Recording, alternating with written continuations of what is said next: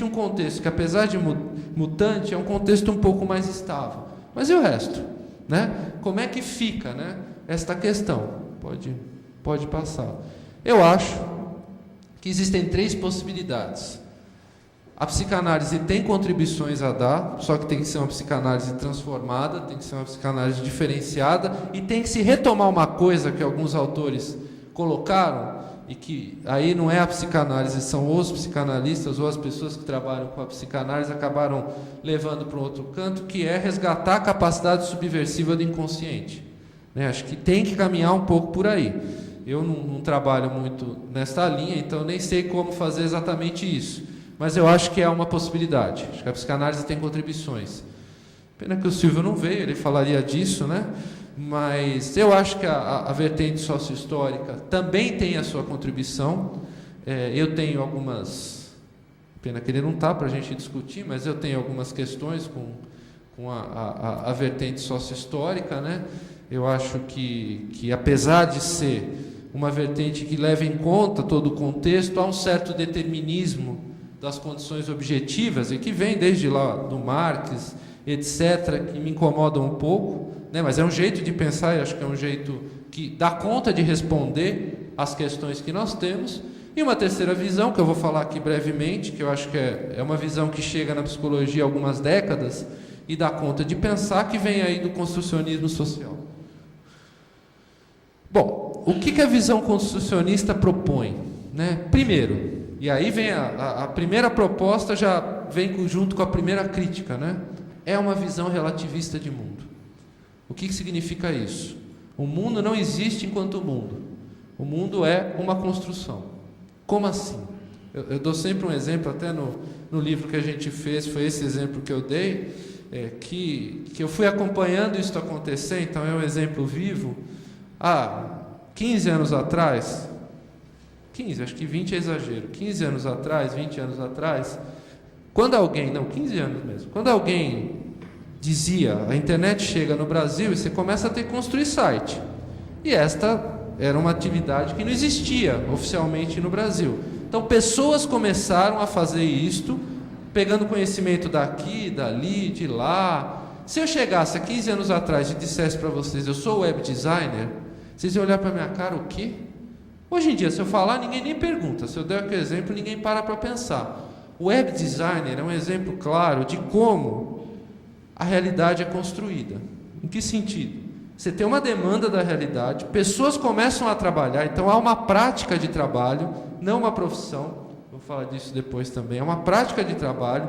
Esta prática, ela é disseminada, ela é trocada, intercambiada com os outros, e a partir do momento que esta prática começa a ser legitimada, ela ganha um nome, ela ganha uma nomeação, e ela passa a ser um discurso socialmente válido. Então, quando eu chego hoje para vocês, 15 anos depois, e digo, porque eu conheço um web designer, já é alguma coisa que faz sentido para vocês. Obviamente, pode ser que daqui 10 anos mude.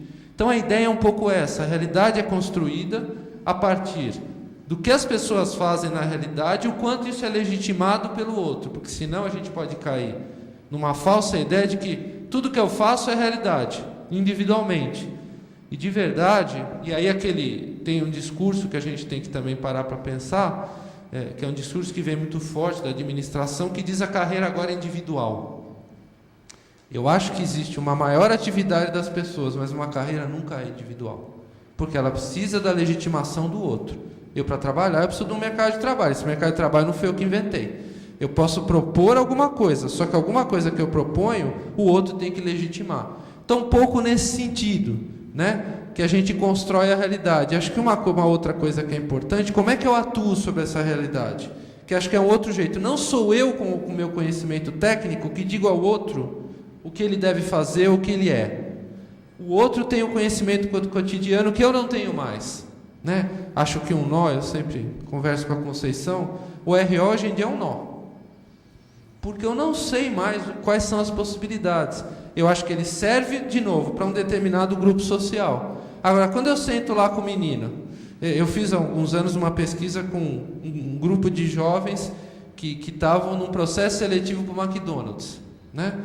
Eu sento com esses meninos, Eu não sei quais são as possibilidades que esses meninos têm no mundo do trabalho, nem eles sabem. Aí o que vai ter que fazer?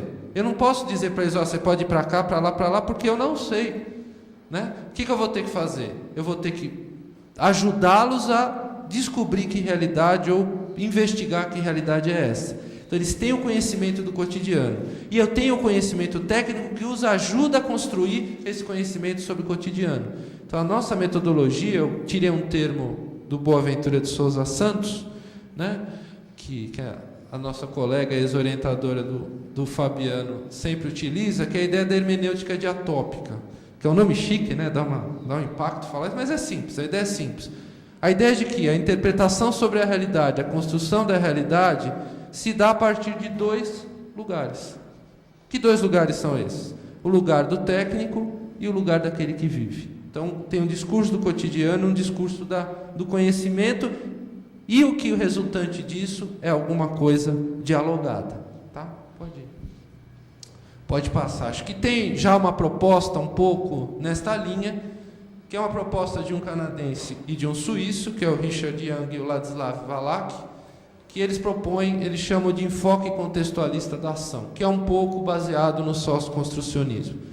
Mas eu vou fazer uma outra proposta, não vou entrar na proposta deles, me baseando aí no autor que foi o proponente aí do construcionismo social, que é o Kenneth Gergen. Não é mais, eu descobri há muito pouco tempo que ele desistiu, abandonou o construcionismo e foi para a abordagem sistêmica, né? Então acho que, como bom americano, ele não aguentou a abertura, a falta de referência, ele precisou algo um pouquinho mais fechado, né? E eu não sei também se não precisava de dinheiro, porque, bom, de qualquer forma, mas ele traz um pouco essa ideia. Primeiro, que a gente tem que olhar para o cotidiano, a experiência do cotidiano que nos ajuda a pensar, que a via de acesso ao mundo é a partir da narrativa dos seus protagonistas, é o único jeito de eu entender. Mas alguém vai dizer, mas a narrativa é sempre subjetiva.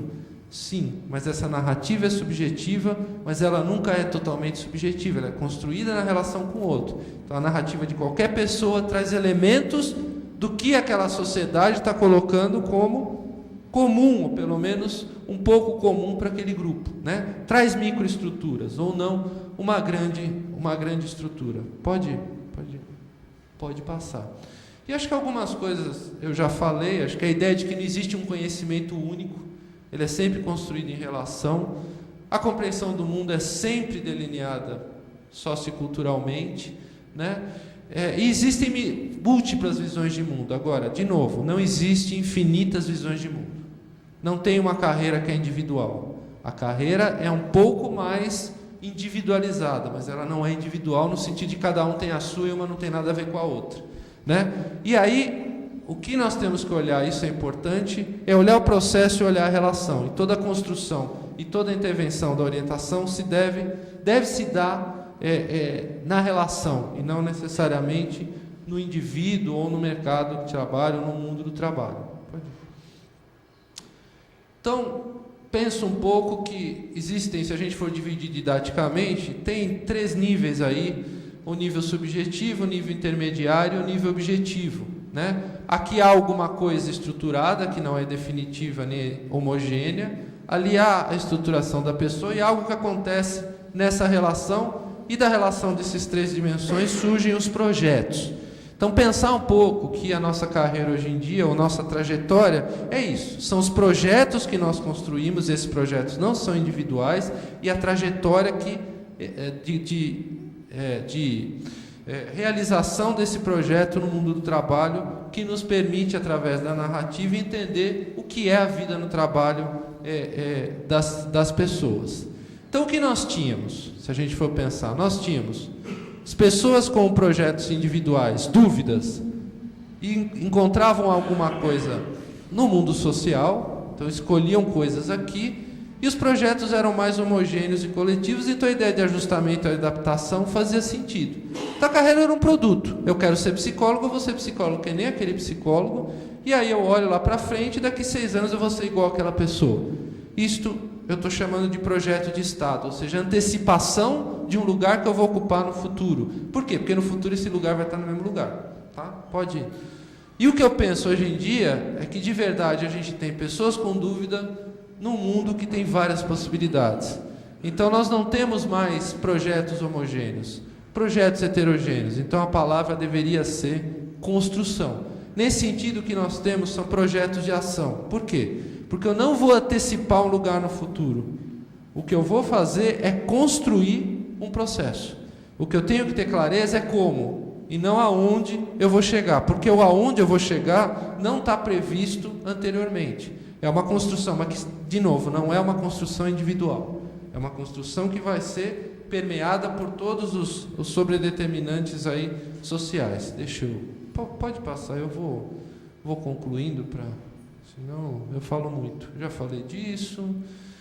E eu acho que tem duas dimensões que a gente tem trabalhado, um pouco na nossa experiência, isso, lógico que tem exceções do que eu vou falar, mas em geral, o que a gente tem percebido é que a orientação profissional costuma trabalhar aqui, né, com as questões de identidade, as questões de subjetividade, trabalha muito bem aqui o que eu chamei de instrumentação subjetiva, e que trabalhos em consultorias de recursos humanos, etc., trabalham muito bem aqui, tá? Que é um pouco pensar o plano de ação. Eu acho que os dois níveis são importantes. Tanto o nível da questão da construção identitária, do projeto de vida, quanto o nível de como colocar esse projeto de vida em ação. Então, as duas coisas, isso aumenta um pouco o escopo da orientação profissional, porque antes a gente só pensava, em tese, no que a pessoa queria, né? Ou seja, mas como é que eu faço de verdade para esse querer virar realidade? Então, eu tenho que trabalhar nos dois extremos. Né? Então também é juntar aí duas dimensões que são fundamentais. Por quê? Porque o como eu consigo não está mais pré-determinado, vai ser uma construção. Nesse sentido, tem uma outra coisa que é importante, que a gente não costuma fazer, e que é uma tradição que a gente deveria herdar de trabalhos da administração e etc., que é o follow-up. Em geral, o que a gente faz? A gente trabalha, acabou. Seria muito interessante depois de 6 meses a pessoa voltar, depois de 1 ano a pessoa voltar, depois de 2 anos a pessoa voltar. Seria muito interessante, né? Então, um pouco o nosso objetivo da orientação seria, na instrumentação subjetiva, é tentar ajudar a pessoa nas suas construções identitárias e subjetivas e em desenvolvimento de estratégias operacionais para colocar o seu projeto em ação. E eu vou concluir. Pode ir. Bom, aqui acho que é a última coisa. Eu acho que o que a gente deve fazer, e acho que tem uma palavra que a gente tem utilizado lá na USP, que é a palavra intermediação. Eu acho que a gente está deixando de ser orientador e está ocupando esse lugar do intermediador. É alguém que ajuda o outro a construir. Por quê? Porque a gente não tem mais a informação. Né? A gente não é que a gente não tem, a gente não pode ter toda a informação, a gente tem parte da informação. Então, o que a gente tem que ajudar as pessoas é, primeiro, a se localizar, e se a pessoa procura uma orientação é porque ela está num momento de passagem, num momento de transição. Nós vamos trabalhar com essas transições precisam de alguns, que eu chamei ali de projeto ocupacional, mas de algum projeto que seja transitório, inclusive um projeto de si, um projeto no mundo transitório, que deve ser experimentado, por isso a ideia do follow-up, e ao experimentar eu percebo se eu vou ou não me estabelecer nesse projeto, que é um projeto que não é para sempre, né? E para isso eu tenho que ajudar a pessoa na instrumentação objetiva e subjetiva. E, ao final, legitima ou consolida uma identidade profissional ou uma identidade no trabalho, como muitos autores estão dizendo. Por quê? Porque o profissional está muito associado à profissão, e profissão é uma parte do mercado de trabalho, né? E aí pensar um pouco que o nosso papel, hoje em dia, seria esse. Eu acho que acabou. Não, tem mais. Não, mas isso eu já falei. Agora acabou. Então, um pouco só para concluir, acho que eu falei demais aqui, é pensar um pouco, independente, eu fiz uma proposta, mas não é a única. Eu acho que o que mais importante para a gente pensar é quais são os desafios que nos estão sendo colocados pelo cotidiano que a gente vive. Acho que o principal desafio é: não há mais algo organizado e estável como antes. A orientação deve ajudar, como diz a Associação Internacional, a todas as pessoas, e essa ajuda dificilmente pode partir da gente. Então tem alguma coisa nossa, que é a construção de referenciais teóricos e metodológicos que possam abarcar um universo maior de pessoas. Tem um trabalho que não é nosso, é principalmente via Estado, para organizar o espaço em que essa orientação possa ser executada, mas a gente não deve perder de vista ou de este panorama que está por trás, para não ficar reproduzindo e continuando a atender uma parcela da população bem e o resto da população não conseguindo dar conta, para a gente não ouvir ainda hoje coisas que eu já ouvi algum tempo atrás, de mas orientação profissional, vai na escola pública, orientação profissional não serve para mim, porque não adianta, eu não vou fazer universidade, eu tenho que trabalhar, eu não tenho que pensar no que eu vou fazer. E eu acho que a gente tem que colocar todo mundo para pensar, inclusive nós, né? Porque a gente vai ocupar um outro lugar, um lugar também mais flexível, um lugar um pouco menos fixo, um lugar de intermediário que vai ajudar a passagem das coisas. Bom, este é um pouco o que, pensando na provocação, né, do que queremos, né, eu acho, e aí isso pode se expandir para a América Latina, né? E aí tem uma coisa, só para concluir, a gente está organizando, o pessoal da Venezuela está organizando um livro, um pouco nesse sentido que eu comentei, de pensar aí os desafios para a orientação na América Latina, e teve um desafio que eles fizeram para a gente, que foi interessante. Eles falaram o seguinte: vamos tentar redigir capítulos só citando autores latino-americanos. Não é fácil. Eu tentei, não consegui. A gente tem algumas referências e aí um pouco para incentivar, porque em geral quem a gente cita? O pessoal de lá tem muita coisa sendo construída aqui que a gente acaba não olhando, né? Não significa que é deixar de lado as citações norte-americanas, não é isso, europeias, mas é um pouco olhar também para o que existe aqui, o que está sendo construído, para ver se o que as pessoas estão construindo nos ajuda a pensar o que a gente está construindo aqui. Por quê? Porque, de certa maneira, há diferenças, mas em termos de desigualdade social, incerteza laboral, a América Latina é muito parecida, com algumas diferenças, mas é muito parecida. Bom, falei demais, mas acho que era um pouco essa a ideia que eu queria passar. Obrigado.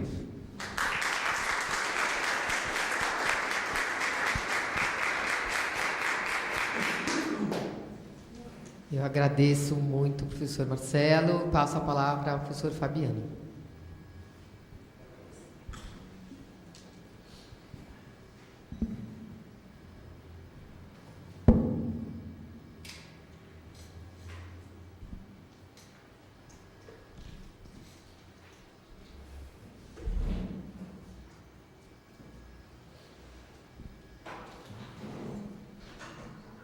Bom, minha fala será um pouco mais modesta que a fala do Marcelo. Acho que foi bem interessante as articulações que ele apresentou. Articulações teóricas. A minha fala ela vai ser menos teórica e mais falando um pouco da questão das políticas e como é que eu estou vendo a orientação, como é que eu entendo também esses 2 anos que a gente passou na gestão da ABOP e o que eu acho que eu vejo também como desafios aí para a próxima gestão em termos de continuidade ou ruptura, e aí óbvio que quem estiver assumindo vai definir os rumos que vão dar. Acho que até aproveitando e comentando um pouco um trecho aí da fala do Marcelo, até para começar a falar do que eu tenho de falar, e vou entrar numa parte menos teórica, um pouco mais técnica. Bom, primeiro, eu me defino hoje também como um sócio-construcionista, né? Como o Marcelo, eu imagino que se defina. O problema do Marcelo é que ele fala, ele nunca se define, nunca diz. A fala com todas as palavras, suas letras. Assume, sai do armário.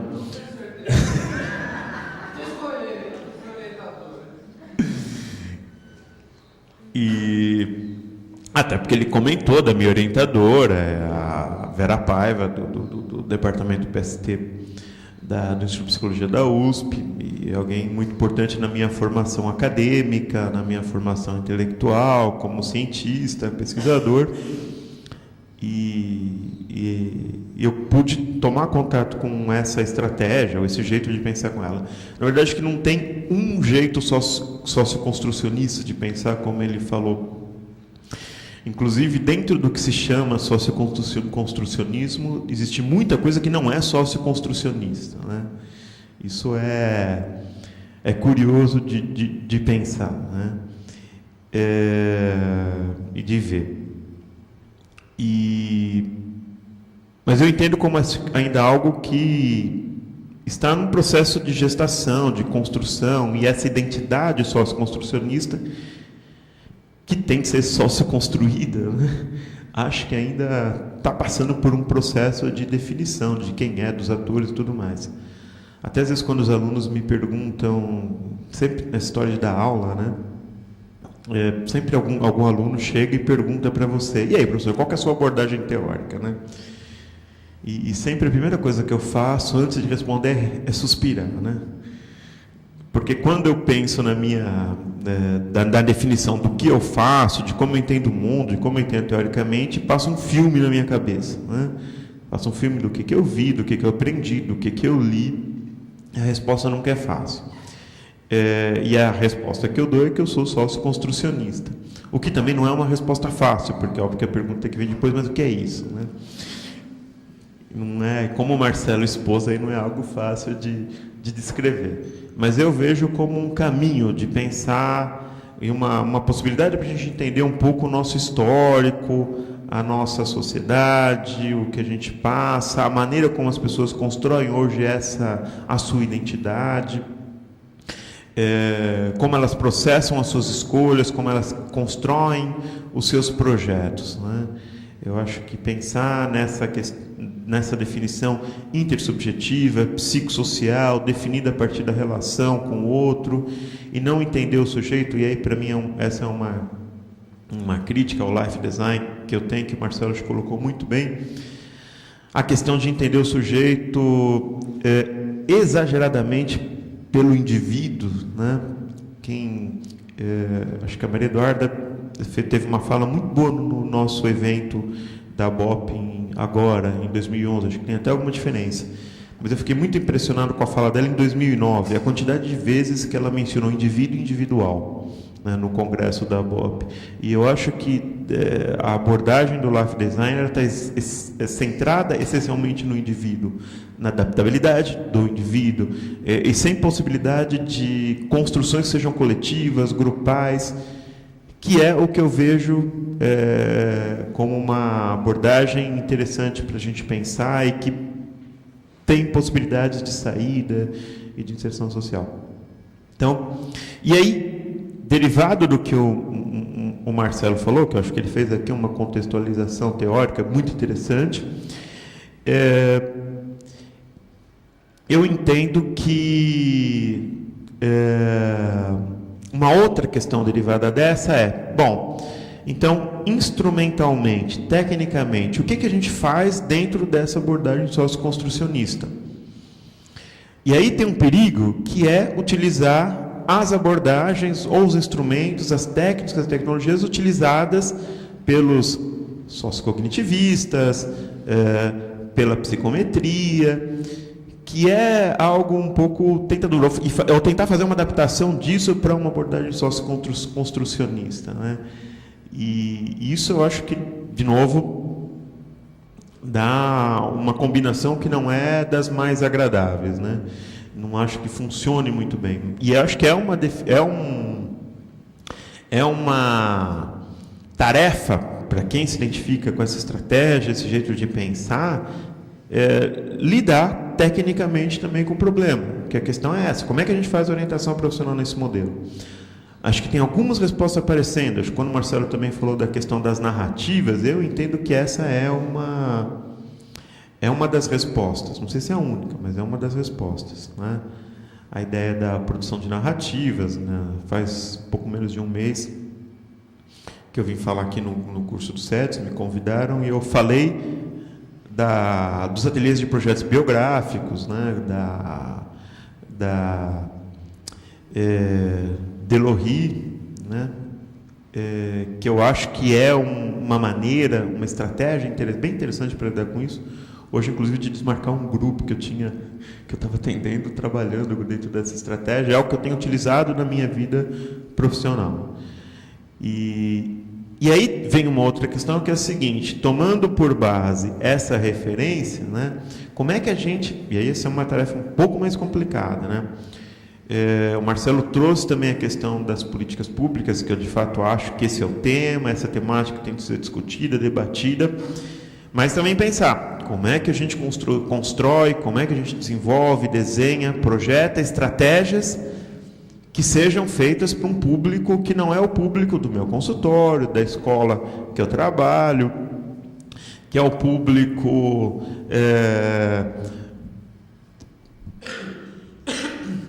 oriundo de grupos pobres, marginalizados ou marginalizados socialmente, ou postos, incluídos marginalmente na sociedade.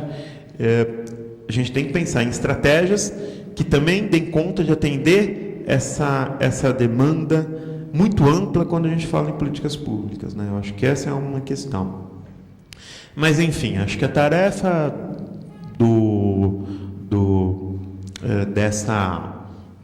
desse evento é pensar essa questão, né, da orientação profissional que temos para que queremos, né? Acho que o Marcelo fez uma boa exposição aí teórica, né, de para onde a gente está indo. Eu tenho acho que a ideia de construir, de pensar numa orientação profissional que seja, que tenha um pouco da nossa cara, da nossa identidade, é fundamental. Acho que a gente não dá para adotar simplesmente modelos que são europeus ou norte-americanos, como a gente por muito tempo adotou. Acho que é importante fazer essas relações, mas também acho perigoso a gente pensar numa orientação profissional. Eu sei que aí o Marcelo concorda comigo, não estou criticando a fala dele, mas a gente também tem que tomar cuidado quando a gente pensa numa orientação profissional latino-americana, porque tem até um colega nosso que entrou agora no mestrado, né, o Sandro, que ele quer estudar, que é professor daqui do SEDES também, que ele está se propondo a estudar se existe uma identidade latino-americana, né? Eu acho que a gente também tem que tomar cuidado, às vezes, quando fala de uma orientação profissional latino-americana, porque a nossa realidade é muito específica dentro da América Latina. A gente tem questões muito específicas, muito pontuais, a construção histórica do nosso país. Então, a gente também não pode pensar ingenuamente que vai ter um modelo exclusivo para a América Latina, porque senão a gente pode incorrer um erro parecido, né? Mas acho que a gente tem que tomar um pouco de cuidado, só às vezes, com essas armadilhas que podem aparecer no meio. O que não nega que a gente tenha de ter proximidade com os argentinos, mexicanos, venezuelanos. Vai ter o congresso da ULAPSE, que o Marcelo, como presidente da BOP, conduziu a filiação da BOP à ULAPSE, e essa semana eu participei até de uma reunião representando a BOP. A gente vai participar do congresso da ULAPSE, que vai ser em abril do ano que vem no Uruguai. Vão ter atividades de orientação profissional, vinculando vários colegas da América Latina. Acho que é importante a gente ter essa discussão. A gente também tem que tomar cuidado para olhar para as nossas especificidades. Mas, enfim, um preâmbulo. Vamos lá. O que eu quero falar? Eu até esqueci o que eu ia falar agora. Bom, acho que tem uma questão que passa um pouco aí pelo que o Marcelo falou. A gente está passando por um momento único para a orientação profissional, pensando na situação no Brasil, né? É difícil a gente pensar a nossa realidade econômica, o momento que a gente está passando, diferenciado de outros países e numa situação muito privilegiada, né? Com possibilidade de crescimento econômico, com inserção social, óbvio que geração de empregos. Então a gente fala hoje de um desemprego, óbvio que quando a gente chega e fala, então o desemprego no Brasil tem alguma coisa como 6%. Nossa, que maravilha, beleza. Só que a gente tem que pensar, como o Marcelo disse, bom, primeiro, onde é que está esse desemprego? Ele está distribuído de forma igual pelo Brasil? Não, não está. Aqui em São Paulo, eu estava lendo ontem que o desemprego está alguma coisa como perto de 10%, 9% alguma coisa. Quando você olha para os jovens, você também tem um desemprego muito mais elevado, cronicamente elevado, como o Marcelo também falou, muito mais amplo que isso. Questão também, que tipo de trabalho vem sendo construído, vem sendo oferecido nesse aumento da demanda por trabalho aqui no Brasil, e reduzindo os índices de desemprego. Acho que a gente tem que também olhar para isso, pensar a qualidade do trabalho, né? E aí o que acontece é que as pessoas permanecem pouco tempo, como o dado do Cine que o Marcelo mostrou também aí. Eu acho que essas são algumas questões, mas isso não tira o fato de que a gente está num momento único na nossa história. Tem essa questão da precarização das relações de trabalho, que é algo que a Europa se depara hoje. Há algum tempo atrás eu lembro que veio aqui um professor da Universidade de Lisboa, um outro, o Blanc, da Universidade de Barcelona, falar sobre a questão do desemprego, do trabalho, das relações de trabalho. Então, a grande preocupação deles era a precarização das relações de trabalho na Europa. E falavam disso e traziam essa questão de que a gente tinha que se preparar para isso e tudo mais. Bom, a primeira coisa que eu penso quando alguém fala em precarização das relações de trabalho é de que, bom, primeiro, ninguém tem nada que ensinar para a gente sobre precarização das relações de trabalho, né? O Brasil, ele nasce como trabalho precário, né? O trabalho escravo, a gente tem um histórico de trabalho escravo na construção do país de 390, quase 400 anos de trabalho escravo, né? Os primeiros que chegam aqui no Brasil, por europeus que chegam aqui no Brasil, chegam para cumprir pena, né? Trabalho escravo, ou trabalho precário, é alguma coisa que a gente está mais do que acostumado. E o mais triste é que isso não termina com o fim da escravidão, isso não termina, ou seja, historicamente, tanto que quando a gente fala, eu não tenho aí o número, né? Mas não sei se vocês têm ouvido falar de um dado de que cada vez a gente tem mais gente com carteira assinada no Brasil, o que é um dado bom, né? Porque, poxa, está aumentando lá o número de pessoas com carteira assinada, tem uma maior seguridade social, tem seguro-desemprego, INSS, aposentadoria, aumenta a base do INSS, dá para ter melhores condições de trabalho, tudo bem, perfeito. Agora, qual que é a porcentagem? Isso ninguém nunca fala, né? Qual é a porcentagem de pessoas que têm carteira assinada dentro da mão de obra de trabalho no Brasil, né? A gente nunca conseguiu chegar a 50%, né? Qual que é o número, Marcelo? Mais ou menos, o que Marta tinha comentado uma vez, você estava falando. Foi na década de 70, perto de 60%. Ou seja, a gente não tem isso hoje no Brasil. A gente tem menos de 50% da população que trabalha com carteira assinada, né? Ou seja, no Brasil, o trabalho precário, a gente tem que tomar cuidado com essa história. A gente está passando por um momento único, mas com ressalvas, né? Baixo desemprego, pequena melhora nas condições de trabalho, apesar disso tem melhoras, né? Tem a necessidade de uma população mais qualificada, né? Então, na medida em que a gente fica na vitrine, que tem desenvolvimento social, desenvolvimento econômico, a gente precisa de uma qualificação maior da população, né? Mais gente fazendo curso de formação técnica, formação tecnológica, ingressando em curso superior e tendo uma formação de base mais ampla. Óbvio que isso é muito positivo para o desenvolvimento de programas e políticas de orientação profissional.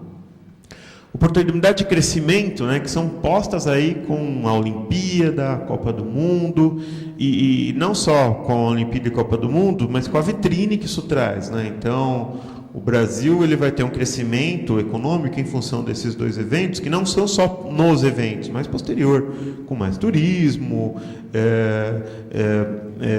mais eventos e por aí vai. Grandes obras de infraestrutura, né? Então o pré-sal, a necessidade de criar um sistema rodoviário, aeroportuário de melhor qualidade, Aqui em São Paulo, a gente está passando por um momento de expansão, que deve continuar por um tempo, do metrô, transporte coletivo, ou seja, o Estado tem dinheiro e está fazendo isso. Isso vai fazer com que as pessoas precisem trabalhar, conseguir ter mais qualificação para se inserir. Isso, óbvio, que faz com que tenha uma demanda por orientação profissional. Que na medida em que você tem mais possibilidades de inserção de trabalho, necessidade de mais qualificação, vai ter mais gente se preocupando e tentando lidar com essa questão da própria carreira, do projeto profissional.